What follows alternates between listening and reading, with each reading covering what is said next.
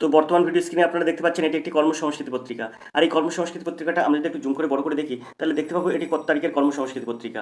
তো এখানে আপনারা পরিষ্কার দেখতেই পাচ্ছেন যে এটি কত তারিখের কর্মসংস্কৃতি পত্রিকা। তো আমরা জুম করে বড় করে দেখলাম যে এখানে লেখা আছে, দেখুন ৩রা এপ্রিল ২০২৪-এর কর্মসংস্কৃতি পত্রিকা এটি। ৩রা এপ্রিল ২০২৪-এর কর্মসংস্কৃতি পত্রিকা, অর্থাৎ এই সপ্তাহের কর্মসংস্কৃতি পত্রিকা এটি। তো এই সপ্তাহের কর্মসংস্কৃতি পত্রিকা থেকে আমরা আজকে একটি প্র্যাকটিস সেট করব, যেটি কিন্তু খুবই গুরুত্বপূর্ণ আগামী কলকাতা পুলিশ এবং কলকাতা লেডি পুলিশ কনস্টেবলের জন্য। তো এই সপ্তাহের কর্মসংস্কৃতি পত্রিকা অর্থাৎ ৩রা এপ্রিল ২০২৪-এর কর্মসংস্কৃতি পত্রিকায় কিন্তু একটি প্র্যাকটিস সেট দিয়েছে, যেটা কিন্তু খুবই গুরুত্বপূর্ণ কলকাতা পুলিশ এবং কলকাতা পুলিশ লেডি পুলিশ কনস্টেবলের জন্য। তো চলুন সরাসরি চলে যায় মূল প্র্যাকটিস সেটে। তো ভিডিও স্ক্রিনে অবশ্যই আপনারা দেখতে পাচ্ছেন আমরা চলে এসেছি মূল প্র্যাকটিস সেটে। তো আমরা যদি একটু জুম করে বড় করি তাহলে দেখতে পাবো যে প্র্যাকটিস সেটটা কেমন হয়েছে। তো চলুন সরাসরি জুম করে বড় করে নিই। তো এখানে দেখুন, এখানে পরিষ্কার লেখা আছে, এখানে আপনারা এই কলমটা অবশ্যই আপনাদের জন্য খুবই গুরুত্বপূর্ণ। এখানে যে কলমটা দেওয়া আছে এই কলমটা কিন্তু খুবই গুরুত্বপূর্ণ। আর এখানে পরিষ্কার লেখা আছে, দেখুন কলকাতা পুলিশে কনস্টেবল ও লেডি কনস্টেবলের পদে পরীক্ষার সম্ভাব্য প্রশ্ন উত্তর। তো এটা কিন্তু আমরা কর্মসংস্কৃতি পত্রিকা থেকে এই প্র্যাকটিস সেটটা আজকে আপনাদের দেখাচ্ছি। তো যে কোনো কম্পিটিটিভ পরীক্ষার ক্ষেত্রে সিলেবাস সম্পর্কে একটু জানা বোঝার দরকার আছে আমাদের। এছাড়াও পরীক্ষাটি কত নম্বরে পরীক্ষা আছে, সময় কত থাকবে, এসবগুলো জানা বোঝার জন্য আমরা এই পয়েন্টগুলো এখানে যে লেখা আছে এই লেখাগুলো কিন্তু আমরা পড়বো। তো নিচের বিষয়গুলো আপনারা পড়ে নেবেন, এখানে কি লেখা আছে। আমরা আগের ভিডিওতেও এ নিয়ে আলোচনা করেছি। আমরা আজকে মূলত দেখব কিন্তু এই প্র্যাকটিস সেটটার প্রথম ১ থেকে ২৬ পর্যন্ত প্রশ্নের সমাধান আমরা ইতিমধ্যেই আপনাদের করে দিয়েছি। ২৬ দাগ থেকে পরের প্রশ্নগুলো কিন্তু সমাধান করব আজকের ভিডিওতে। তো আমরা মূলত আজকের এই প্র্যাকটিস সেটের দ্বিতীয় পর্ব সমাধান করব। প্রথম পর্বে ১ থেকে ২৬ দাগ পর্যন্ত প্রশ্ন সমাধান করেছি। ২৬ দাগের পরের প্রশ্নগুলো কিন্তু আজকের ভিডিওতে আমরা সমাধান করব। তো এই ভিডিওতে এই ভিডিওর ডেসক্রিপশন বক্সে প্রথম ভিডিওর লিঙ্ক দেওয়া থাকবে, সেখান থেকে আপনারা ১ থেকে ২৬ দাগ পর্যন্ত প্রশ্নের সমাধান দেখে নেবেন। আগামীতে যারা কলকাতা পুলিশ পরীক্ষা দেবেন তাদের জন্য এই প্র্যাকটিস সেটটা কিন্তু খুবই গুরুত্বপূর্ণ। তো চলুন সরাসরি চলে যাই ২৭ দাগের প্রশ্ন কী আছে। ২৬ দাগের প্রশ্ন পর্যন্ত কিন্তু এই ভিডিওই আমরা কমপ্লিট করেছি। আমরা কিন্তু আজকের ভিডিওতে ২৬ দাগের পরের প্রশ্ন দেখব। তো সরাসরি চলে যাব ২৭ দাগের প্রশ্নে। তো এই ২৭ দাগের প্রশ্ন কী আছে আমরা দেখব। ২৭ দাগের যে প্রশ্নটা আছে সেটা দেখুন, কত সুন্দর প্রশ্ন আছে। ৫টি সংখ্যার গড় ১৬, একটি সংখ্যা বাদ দেওয়া হলে গড় ২ বেড়ে যায়, বাদ দেওয়ার সংখ্যাটি কত? ৫টি সংখ্যার গড় কিন্তু বলেছে কত? ১৬। আবার বলছে যে একটি সংখ্যা বাদ দেওয়ায় গড় ২ বেড়ে যায়, বাদ দেওয়ার সংখ্যাটি কত? তো এর একটা সূত্র আছে, সেই সূত্র ধরে আমি অঙ্ক করছি। দেখুন এই যে ১৬ আছে, আপনি এই ১৬টা দেবেন, ১৬, এই যে ১৬ আছে এই ১৬ দেবেন, এর বিয়োগ যেহেতু ২ বেড়ে যাচ্ছে, তার সংখ্যা আছে কত? ৫টি সংখ্যা। তো আপনি কি করবেন, ৫-এর থেকে একটা সংখ্যা বাদ দিতে বলছে, তো ২ বেড়ে যাচ্ছে, তাই ৫ বিয়োগ ১, ২ গুণ ৫ বিয়োগ ১। তো এখান থেকে যদি আমরা ক্যালকুলেশন করি তাহলে খুব সহজে আমরা পাবো কি, ১৬ বিয়োগ, এখানে ৫-এর থেকে ১ বিয়োগ দিলে হচ্ছে ৪, ৪ দিনও ৮, তো এখানে পাবো ১৬ বিয়োগ ৮, তো এটা সমান সমান হয়ে যাবে ৮। তো বলছে বাদ দেওয়ার সংখ্যাটি কত? বাদ দেওয়ার সংখ্যাটি 8, অর্থাৎ দ্বিতীয় হবে সঠিক উত্তর। চলে যাবো 28 দাগের এই প্রশ্নে। একজন বিক্রেতা ৬টি আম ১ টাকা দিয়ে ক্রয় করেন। এখন ১ টাকায় কটি আম বিক্রয় করলে তার ২০% লাভ হবে? তো এই অঙ্কটা খুব সুন্দর অঙ্ক। এই অঙ্কটা কিভাবে আপনি সহজে সমাধান করবেন দেখুন। তো এখানে দেখুন বলছে ৬টি আম ১ টাকায় ক্রয় করেন, তাহলে একটা আমের ক্রয় মূল্য কত?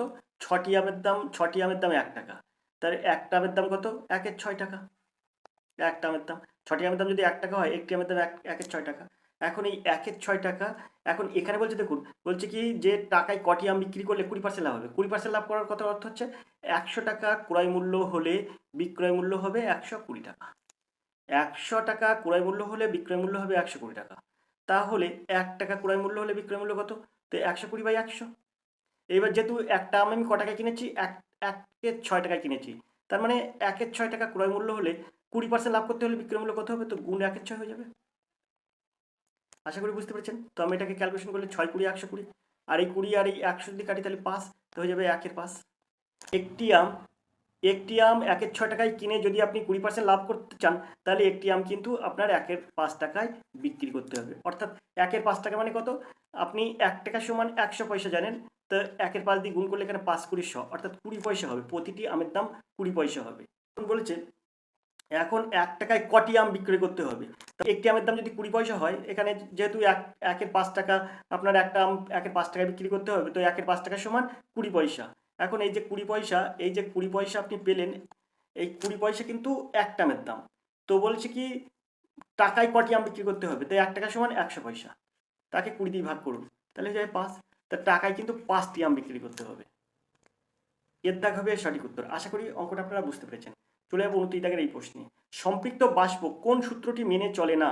চার্লসের সূত্র, বয়েলের সূত্র উভয়ে আর নির্ধারিত করা সম্ভব নয়। তো 29 দাগের সঠিক উত্তর কি হবে? তো আমি আগে আপনাদের চার্লসের সূত্রটা কিছু বলে দিই। চার্লসের সূত্র এবং বয়েলের সূত্র কোনটা মেনে চলে কোনটা মনে চলে না। মানে কি হয় দেখুন, আমরা জানি যে বাস্তব গ্যাসসমূহ বয়েল এবং চার্লসের সূত্র দুটোই মেনে চলে না। আমরা জানি যে বাস্তব গ্যাসসমূহ বয়েল ও চার্লসের সূত্র দুটোই মেনে চলে না। শুধু আদর্শ গ্যাসগুলোই এই সূত্র মেনে চলে। আদর্শ গ্যাস কোনগুলো? পিভি সমান সমান এনআরটি, এই সমীকরণগুলো যেই সব গ্যাস মেনে চলে সেটাকে কিন্তু বলা হয় আদর্শ গ্যাস। শুধুমাত্র এই আদর্শ গ্যাস কিন্তু এই চার্লস এবং বয়েলের সূত্র মেনে চলে। যেহেতু বাষ্প একটি বাস্তব গ্যাস, এজন্য এটি কিন্তু বয়েল এবং চার্লসের সূত্র মেনে চলবে না। অর্থাৎ এখানে প্রশ্ন বলছে সম্পৃক্ত বাষ্প কোন সূত্রটি মেনে চলে না, তাই এটা কিন্তু এর সঠিক উত্তর হয়ে যাবে 29 দাগের সঠিক উত্তর হয়ে যাবে কিন্তু সিদ্ধাগ।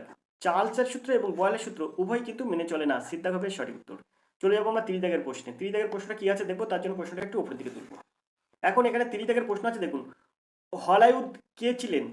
বৃহদত্তের সভাকবি, ধর্মপালের সভাকবি, লক্ষণ সেনের সভাকবি আর চন্দ্রগুপ্তের সভাকবি। তো হলায়ুদ কে ছিলেন? তো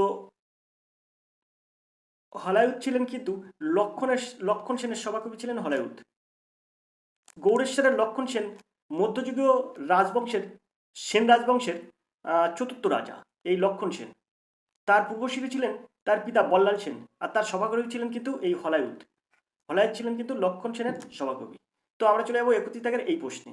31 দাগের প্রশ্ন আছে, যদি পি এর মা হলো কিউ, যদি পি এর মা হলো কিউ এর মায়ের মেয়ে, যদি পি এর মা হলো কিউ এর মায়ের মেয়ে, তাহলে কিউ কিভাবে পি এর সাথে সম্পর্কিত?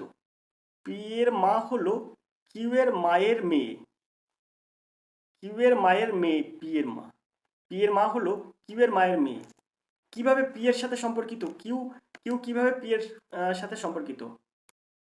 তো এর সঠিক উত্তর হবে কিন্তু কাকিমা। বিদ্যা হবে এর সঠিক উত্তর কাকিমা। আমরা চলে যাবো 32 দাগের এই প্রশ্নে। যদি পার্টনার কথাটি লেখা হয় NYPRLCP হিসাবে, তাহলে ফ্রেন্ড এই কথাটি কিভাবে লেখা হবে?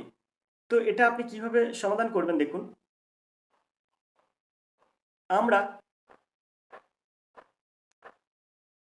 আমরা কি করছি, এই যে পির সোজাসুজি এন লিখছি, তারপরে এর সোজাসুজি ওয়াই লিখছি, আর এর সোজাসুজি কি দেবো? আর এর সোজাসুজি দেবো পি, তারপরে আছে কি পির পরে আর, টির সোজাসুজি আর, এন এর সোজাসুজি এল, ইর সোজাসুজি সি, আর এর সোজাসুজি পি। এখন দেখুন এখানে এন এর পরে ও হয়, ওর পরে পি হয়। দেখুন একটা লেটার ফাঁক যাচ্ছে, এন ও পি। তারপর দেখুন ওয়াই জেড, তারপরে এ, তারপরে এখানে আছে কি, এখানে আছে পি। দেখুন কিউ আর, পির পরে কিন্তু কিউ আর একটা করে সংখ্যা, একটা করে লেটার বাদ যাচ্ছে, আর এরপরে এস টি একটা করে লেটার বাদ যাচ্ছে। তাহলে আপনি এখানে ফ্রেন্ডটা কিভাবে লিখবেন? তাহলে ফ্রেন্ড লিখতে গেলে আপনার এখানে দিতে হবে কি, এখানে দিতে হবে আপনার ডি, তো ডির পরে ই, তারপরে তো এখানে দিতে হবে কিন্তু পি, পির পরে কিউ, তারপরে আর, তারপরে এখানে আছে আই, তাহলে জি দেবেন জি এইচ আই, তারপরে আছে ই, তার এখানে দেবেন সি, সি ডি ই, তারপরে আছে এন, তাহলে এখানে আছে এল, এল এর পরে এম, তারপরে এন, এবারে এখানে ডি, তাহলে এখানে বি দেবেন বি সি ডি। তার মানে এখানে হচ্ছে আপনার কি কি হচ্ছে, এখানে হচ্ছে D P G C L B, G C L B. তো ডিপি জিসি এল বি, তো এর অপশানগুলো আমরা দেখব। ডিপি জিসি এল বি আছে কিনা দেখব, ডিপি জিসি এল বি।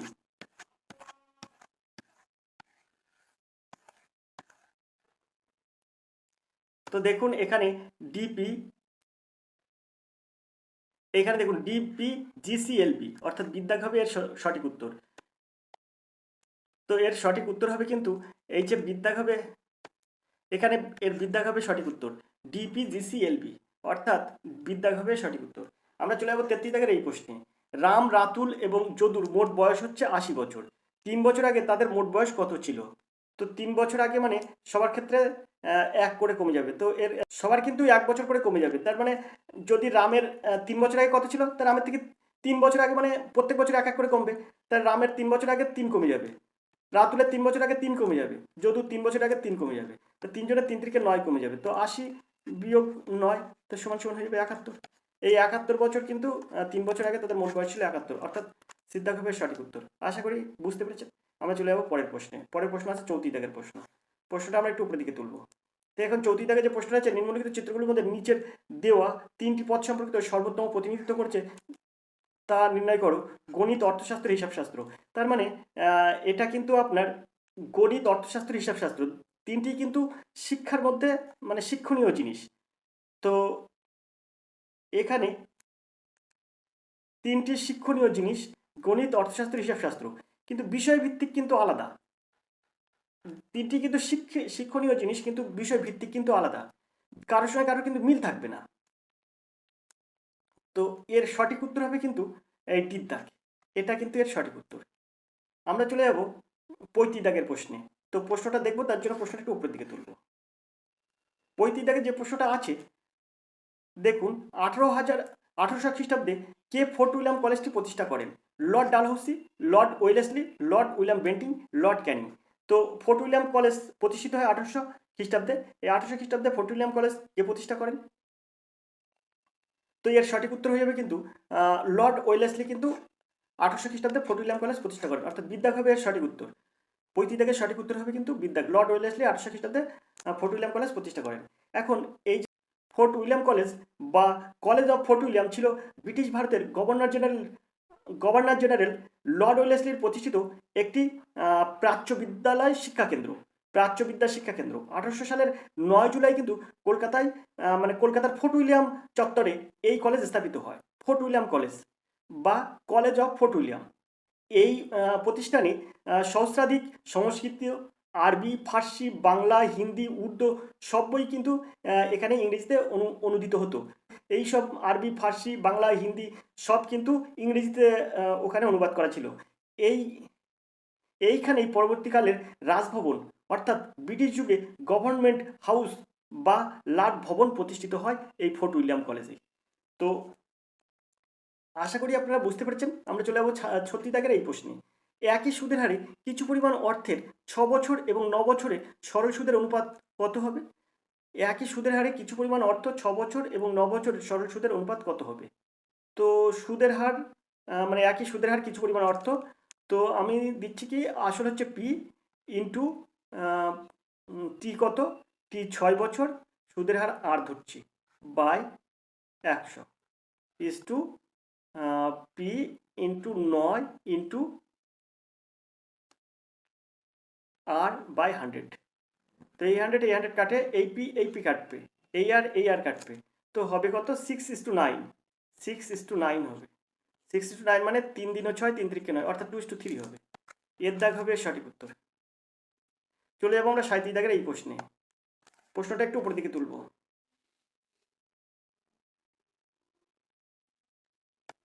প্রদত্ত শব্দগুলির অভিধানের ক্রম অনুসারে সাজিয়ে লেখো। প্রদত্ত শব্দগুলিকে অভিধানের ক্রম অনুসারে সাজিয়ে লেখো। তো এখান থেকে এটার সঠিক উত্তর হবে কিন্তু এই বিদ্যাগ, মানে 1 3 4 2 এখানে যে ক্রম সাজতে হবে, এটার প্রথমে দিতে হবে, তারপরে আপনার এই 3-এর দাগটা দিতে হবে, তারপরে 4-এর দাগটা আসবে, তারপরে 2টা আসবে। তো আমরা চলে যাবো পরের প্রশ্নে। এখানে 38 দাগের প্রশ্ন আছে দেখুন, একটি আপেলের দাম 7 টাকা, একটি কলার দাম 5 টাকা। জিকো 38 টাকা ফল কেনার জন্য খরচ করেছে, তাহলে সে কটি আপেল কিনেছে? তো দেখুন 4টি আপেল যদি কেনে, এখানে কটি আপেল কিনেছে, তো 4টি আপেল যদি কেনে তাহলে 4 7 28, 7 গুণ 4 সমান 28। তাহলে একটা কলার দাম 5 টাকা, তাহলে 2টি কলা কিনেছে 5 গুণ 2, তাহলে 10 টাকা, তো 28 আর 10 38 টাকা। তো আশা করি বুঝতে পেরেছেন। তো এখানে 38 থেকে সঠিক উত্তর হয়ে যাবে কিন্তু মানে 4টি আপেল কিনেছে, সে কটি আপেল কিনেছে? আপেল কিনেছে কিন্তু 4টি, সিদ্ধার্থ হবে সঠিক উত্তর। চলে যাবো আমরা 39 দাগের এই প্রশ্নে। তো আশা করি আপনারা বুঝতে পেরেছেন। চলে যাবো আমরা পরবর্তী প্রশ্নে। তো আমরা দেখবো এবার 40 দাগের এই প্রশ্ন, শ্বেতপত্র কি? লেখার সাদা কাগজ, কোনো জরুরি বিষয় সম্পর্কে সরকার কর্তৃক প্রকাশিত দলিল, কাগজি মুদ্রা আর ছাপার সাদা কাগজ। তো এখানে 40 দাগের সঠিক উত্তর কি হবে? তো 40 দাগের সঠিক উত্তর হবে শ্বেতপত্র কি? শ্বেতপত্র হচ্ছে কোনো জরুরি বিষয় সম্পর্কে সরকার কর্তৃক প্রকাশিত দলিল, অর্থাৎ বিদ্যাগ হলো এর সঠিক উত্তর। শ্বেতপত্র হচ্ছে কোনো জরুরি বিষয় সম্পর্কে সরকার কর্তৃক প্রকাশিত দলিল। শ্বেতপত্রের ধারণাগত ভিত্তি এবং এর ব্যবহার যুক্তরাজ্যের সংসদীয় গণতন্ত্রের সাথে যুক্ত। একই ধরনের প্রথা অপরাপর গণতান্ত্রিক দেশ যথা অস্ট্রেলিয়া, কানাডার প্রচলিত রয়েছে কোনো নীতি চূড়ান্তভাবে গ্রহণের পূর্বে শ্বেতপত্র সরকার কর্তৃক জারি করা হয়ে থাকে, অথবা নীতি সংক্রান্ত কোনো কৌশলগত পদক্ষেপ গ্রহণের পূর্বেও শ্বেতপত্র জারি করা হয়। কোনো কোনো ক্ষেত্রে নতুন আইন অথবা কোনো সংস্কারমূলক পদক্ষেপ চূড়ান্ত করার পূর্বেও শ্বেতপত্র জারি করা হয়ে থাকে। ইউরোপীয় ইউনিয়ন একই ধরনের বিষয়ে শ্বেতপত্র জারি করে। আমরা চলে যাবো অ্যাকচুয়ালি দাগের এই প্রশ্নে। তো অ্যাকচুয়ালি দাগের প্রশ্ন আছে, কোন বিদেশি ব্যাংকের শাখা ভারতে অনেক পরিমাণে আছে? তো এর অপশানগুলো কি আছে আমরা দেখব।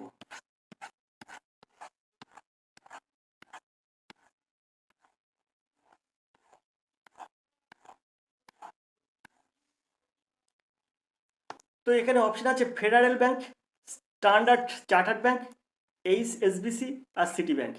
তো এখানে অ্যাকচুয়ালি দাগের সঠিক উত্তর কী হবে? তো অ্যাকচুয়ালি দাগের সঠিক উত্তর হবে কিন্তু এখানে স্ট্যান্ডার্ড চার্টার্ড ব্যাংক। বিদ্যাগ হবে এর সঠিক উত্তর। চলে যাবো আমরা 42 দাগের এই প্রশ্নে। 42 দাগের প্রশ্ন আছে দেখুন, যদি তো 42 দাগের প্রশ্ন কী আছে আমরা দেখব, তার জন্য আগে আমরা প্রশ্নটা একটু ছোট করে নেব।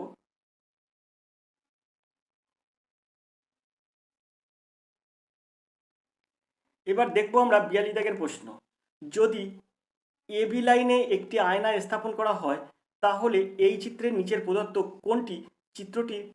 কোন চিত্রটি আয়নার সঠিক প্রতিচিত্র? তো এর মধ্যে কোনটি হবে আয়নার সঠিক প্রতিচিত্র?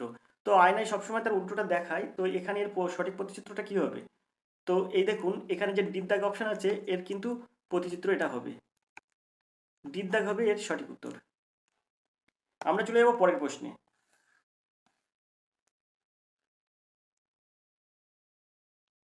43 যে প্রশ্নটা আছে দেখুন, জানালা হলো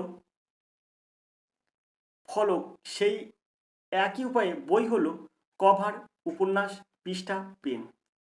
তো 43 দাগের সঠিক উত্তর কী হবে? তো এখানে জানালা হলো ফলক, সেই একই উপায়ে বই হলো এই পৃষ্ঠা, সিদ্ধাগ হবে এর সঠিক উত্তর। চলে যাবো 44 দাগের প্রশ্নে। সরীসৃপ হলো টিকটিকি, তেমনই ফুল হলো পাপড়ি, কাণ্ড, ডেইজি, কুমির। তো 44 দাগের সঠিক উত্তর কী হবে? তো 44 দাগের সঠিক উত্তর হবে এই ডেইজি, সিদ্ধাগ হবে এর সঠিক উত্তর। এর কারণ কি? এর কারণ হলো টিকটিকি এক ধরনের সরীসৃপ, এই যে টিকটিকি এক ধরনের সরীসৃপ, আর একটি ডেইজি এক ধরনের ফুল। সরীসৃপ হলো টিকটিকি, তো টিকটিকি এক ধরনের সরীসৃপ প্রাণী হচ্ছে টিকটিকি। সরীসৃপ প্রাণী এক ধরনের সরীসৃপ প্রাণী হলো টিকটিকি, টিকটিকি হলো এক ধরনের সরীসৃপ প্রাণী।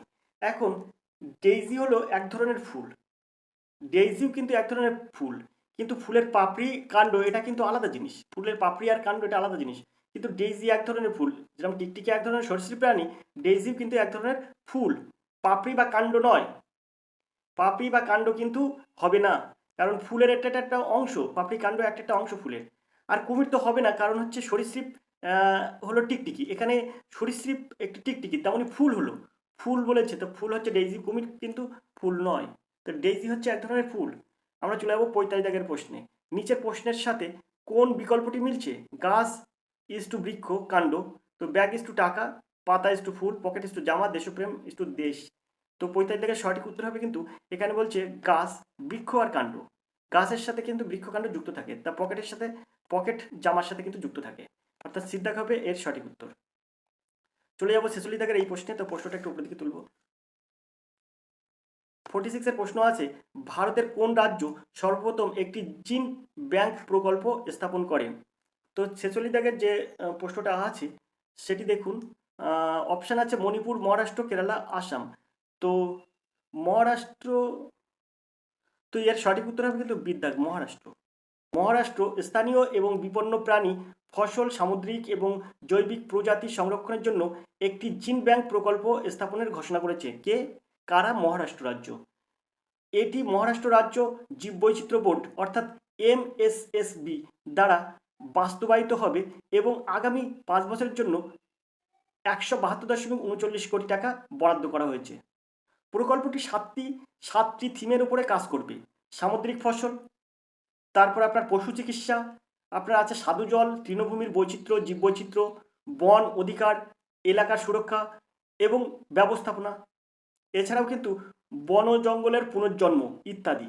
প্রকল্পটি জলবায়ু পরিবর্তনের কারণে খাদ্য শৃঙ্খলের উপর প্রভাব প্রশমিত করার দিকেও মনোযোগ করবে এই জিন ব্যাংক প্রকল্পটি। আমরা চলে যাবো 47 থেকে এই প্রশ্নে, কোন বাঙালি লেখকের ছদ্মনাম ছিল কালপ্যাঁচা? এখানে গৌরকিশোর ঘোষ, কালীপ্রসন্ন সিং, বিনয় ঘোষ, দীপেন্দ্রনাথ সান্যাল।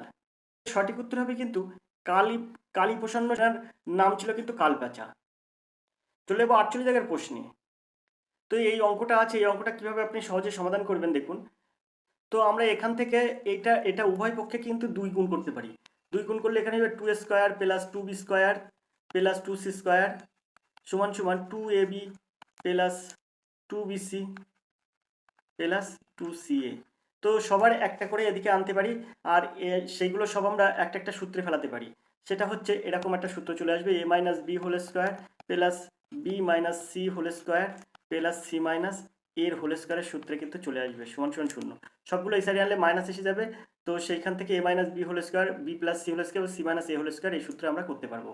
তো এইখান থেকে সহজে আমরা একটা একটা করে ভাগ করতে পারবো। a মাইনাস বি এইটা সমান সমান হয়ে যাবে 0, a minus B whole square সমান সমান 0, এই যাতে এটা a minus B whole square সমান 0, তাহলে a মাইনাস বি সমান 0, তো a সমান সমান বি হয়ে যাবে।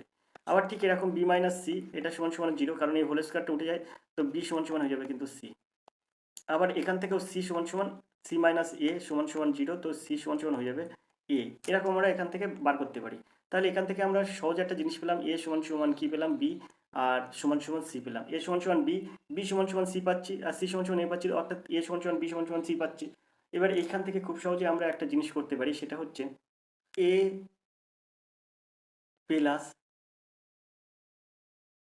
প্লাস বি বাই সি, এই যে অঙ্কটা আছে এর মানটা আমরা কী করে বার করবো, A plus B plus C by C, A plus B by C এটার মানটা আমরা কীভাবে বার করবো, তো এটা সমান সমান হয়ে যাবে এ প্লাস এ বাই এ। কারণ কি এ সমান সমান বি, বি সমান সমান সি, তো আমরা সবটাকে এ ধরতে পারি।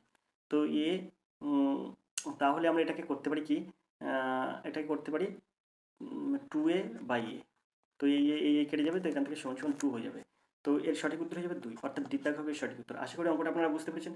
আমরা চলে যাবো পরের প্রশ্নে, অর্থাৎ চলে যাবো আমরা 49 থেকে প্রশ্নে। তো তার জন্য প্রশ্নটা একটু উপরের দিকে তুলবো।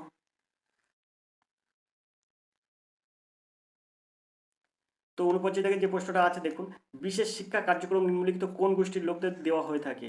প্রতিবন্ধী শিশু, পরিশ্রমী শিশু, প্রতিভাধর পুরুষ ও মহিলা, ডির অপশন আছে প্রতিবন্ধী পুরুষ ও মহিলা। তো এখানে 49 থেকে সঠিক উত্তর কি হবে? তো এর সঠিক উত্তর হবে কিন্তু বিশেষ শিক্ষা কার্যক্রম নিম্নলিখিত কোন গোষ্ঠীর লোকদের দেওয়া হয়? তো প্রতিবন্ধী শিশুদের দেওয়া হয়। আমরা চলে যাবো 50 প্রশ্নে। একটি ঘরে এক্স ওয়াই জেড 3জন ছেলে, পি কিউ আর 3জন মেয়ে রয়েছে। ছেলেরা মেয়েদের দিকে মুখ করে বসে আছে, আর এক্স এবং পি কোনাকুনিভাবে বসে আছে, জেড কোণের শেষ প্রান্তে বসেনি। পি আর এর বাদিকে বসে আছে কিন্তু জেড এর বিপরীত দিকে বসে আছে, তাহলে ওয়াই এর উল্টো দিকে কে বসে আছে? তো আপনি প্রথমে কি করবেন দেখুন, এটাকে আপনি এরকমভাবে সাজাবেন, আগে এরকমভাবে সাজাবেন। সাজিয়ে কি বলেছে, এক্স ওয়াই জেড কিন্তু তিনজনেই কিন্তু সারি সারিভাবে বসে আছে, মানে তিনজন ছেলে। তো এখানে এক্স দেবেন, এখানে ওয়াই দেবেন, এখানে জেড দেবেন। তিনজন কিন্তু বসে আছে ছেলে, আর পি কিউ আর 3জন কিন্তু মেয়ে। তো আপনি এখানে দিয়ে দিন, এখানে দিন পি, এখানে কিউ, এখানে আর দিন। এখন এখানে এবার প্রশ্নে আমরা চলে যাবো, ছেলেরা মেয়েদের দিকে মুখ করে বসে আছে, এই ছেলেরা এদিকে মুখ করে বসে আছে। আচ্ছা, এক্স এবং পি কোনাকুনি বসে আছে, এক্স এবং পি এই তো আমরা কোনাকুনি বসিয়েছি, এক্স এবং পি এটা কোনাকুনি বসে আছে। জেড কোনো শেষ প্রান্তে বসেনি, তাহলে জেড শেষ প্রান্তে বসেনি মানে জেডটা তাহলে এখানে বসে আছে, মাঝখানে বসবে, কারণ এক্স ওয়াই জেড হচ্ছে 3টি ছেলে একই লাইনে বসে আছে। তাহলে আমি এখানে জেড কোনায় বসিনি মানে জেড মাঝখানে বসিয়ে দিচ্ছি, তাহলে এখানে আমি ওয়াই দেবো। এবারে দেখুন, পি আর এর দিকে বসে আছে, পি আর এর বাদিকে বসে আছে, পি আর এর বাদিকে বসে আছে, পি আছে আর এর বাদিকে। তো আমি একেবারে এই সাইডে নিয়ে দিচ্ছি, তাহলে আমার তাহলে আমাকে কি করতে হবে, এই আটটা এখান থেকে মুছতে হবে। মুছে আমরা কি করব, আটটা এখানে দেবো, আর পি কিউ আর, তাহলে কিউটা আমি এখানে দেবো। তাহলে দেখুন পি কিন্তু পির বাদিকে কিন্তু আর বসে আছে, আর কোথায় বসে আছে, আর বলেছে এখানে বলেছে আর এর বাদিকে বসে আছে, পি আছে আর এর বাদিকে, তো পি আছে আর এর বাদিকে, পি আর এর বাদিকে বসে আছে, তো দেখুন আর এর বাদিকে কিন্তু পি বসে আছে। এখন